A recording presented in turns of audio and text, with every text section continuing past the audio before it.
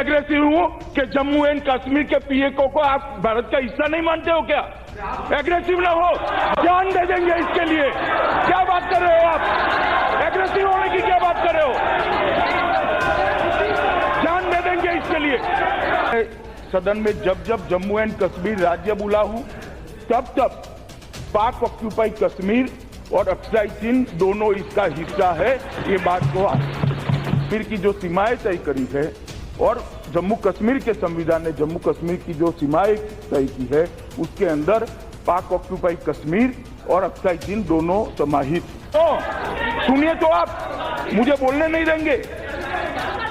आप मैं स्पष्ट करता हूं, माननीय मंत्री, इसलिए एग्रेसिव हूं कि जम्मू एंड कश्मीर के पीएको को आप भारत का हिस्सा नहीं मानते हो क्या? एग्रेसिव ना हो, जान दे देंगे इसके लिए। क्या बात कर रहे हो आप? एग्रेसिव होने की क्या बात कर रहे हो? जान दे देंगे इसके लिए। मैं ये बात रिकॉर्ड पर रखना चाहता हूं कि जब मैं सदन में जब जम्मू एंड कश्मीर राज्य बोला हूं, तब तब पाक ऑक्यूपाई कश्मीर और अक्साई चीन दोनों इसका हिस्सा है, ये बात को और हमारे संविधान ने जम्मू कश्मीर की जो सीमाएं तय करी है और जम्मू कश्मीर के संविधान ने जम्मू कश्मीर की जो सीमाएं तय की है, उसके अंदर पाक ऑक्यूपाई कश्मीर और अक्साई चीन दोनों समाहित। इस सदन ने बहुत सारे ऐतिहासिक क्षण देखे। इस सदन के समय समय पर के सभासदों के निर्णय के द्वारा देश के इतिहास में बहुत नए नए अध्याय कई बार जुड़े हैं। मैं आज बड़े गर्व के साथ कहना चाहता हूं कि आज दोनों ये प्रस्ताव और ये बिल भारत के इतिहास में स्वर्णिम अक्षरों के साथ अंकित हुए।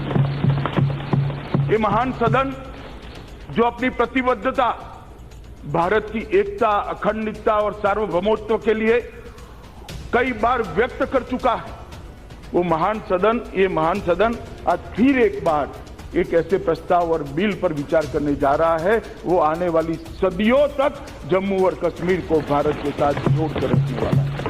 माननीय अध्यक्ष जी, राष्ट्रपति महोदय ने कल एक कॉन्स्टिट्यूशन ऑर्डर 2019 साइन किया है। इसके तहत 370 1D अनुच्छेद 370 के 1D का उपयोग करते हुए ये एक संवैधानिक ऑर्डर उन्होंने पास किया है, जिसमें भारत के संविधान के सारे अनुबंध जम्मू और कश्मीर के संविधान को लागू होंगे और इसका मतलब है कि 35A चलेगी और 367 और 370 1D को एक साथ में पढ़ते हुए जो अधिकार प्राप्त होता है, वो अधिकार के तहत राष्ट्रपति महोदय ने एक जहां भारत के संविधान में कॉन्स्टिट्यूएंट असेंबली ऑफ जम्मू और कश्मीर लिखा गया है, वहां पर इसको जम्मू और कश्मीर लेजिस्लेटिव असेंबली पढ़ा जाए, इस प्रकार का भी इस कॉन्स्टिट्यूशन ऑर्डर के अंदर उल्लेख किया है। और एक रेजोल्यूशन है जो मैंने अभी पढ़ा, जिसके तहत धारा 370(3) का उपयोग करते हुए कश्मीर के अंदर कश्मीर के बारे में जो 370 का उपयोग हो रहा है, इसको सीज करने का एक प्रस्ताव अगर सदन इसको अनुमति देता है तो राष्ट्रपति महोदय कल या परसों उनकी अनुकूलता से इसको साइन करके गैजेट में प्रसिद्ध करेंगे। और तीसरा, बाइफर्केशन एक्ट लेकर मैं आया हूं, इस पर मैं बाद में बताऊंगा। धारा 370(3) का उपयोग कर राष्ट्रपति महोदय 370 को सीज कर सकते हैं, संपूर्ण तरीके से सीज कर सकते हैं, ये इनका अधिकार है। अब काफी सारे सभासद होंगे, ये कहेंगे कि भाई ऐसा नहीं कर सकते हो। मैं इतिहास उनको बताना चाहता हूँ।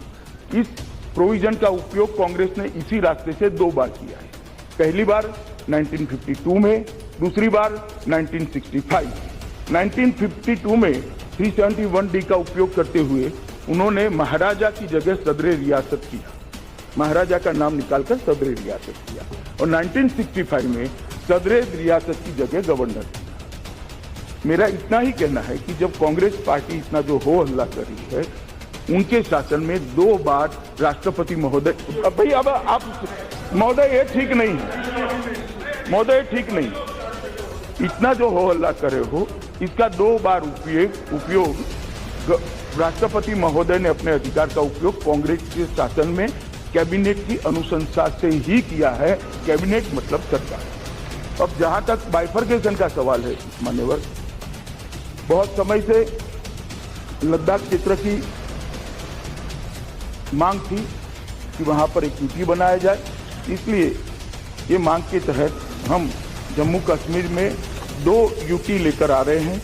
एक यूटी लद्दाख क्षेत्र की होगी जिसमें 28 सीट भी समाहित होगा और वहां दोनों हिल काउंसिल जो बनी है वो चालू रहेगी और हिल काउंसिल के अध्यक्ष को मिनिस्टर का दर्जे के साथ वो अपना कार्यभार, अपना एडमिनिस्ट्रेशन करते रहेंगे, जिससे स्थानीय नुमाइंदों की पूरी आवाज हिल काउंसिल के अंदर सुनाई देगी। तो किसी के लोकतांत्रिक अधिकारों का हनन होने का सवाल ही नहीं।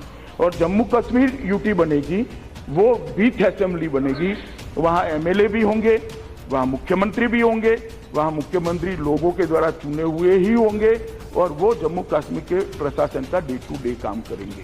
तो एक दूसरा बिल मैं लेकर आया हूं कि 2 यूटी बनाए जाए और इसका भी मैंने जैसे पहले आगे कहा कि जम्मू कश्मीर भारत का अभिन्न अंग है।